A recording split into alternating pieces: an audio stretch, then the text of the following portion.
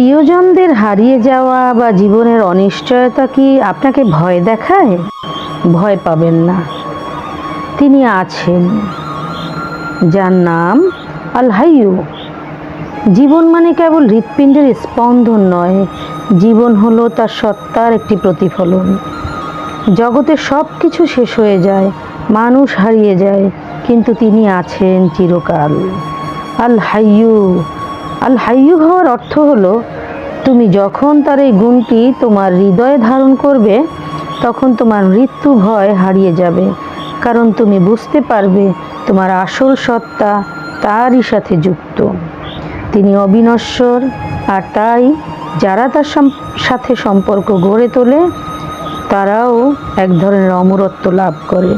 তোমার জীবনের প্রতিটি প্রাপ্তি তার অস্তিত্বের আলোয় উজ্জ্বল। তাই যখনই মনে হবে তুমি একা, জেনে রেখো, যিনি চিরঞ্জীব তিনি তোমার হৃদয়ে গভীরতম স্থানেই আছেন।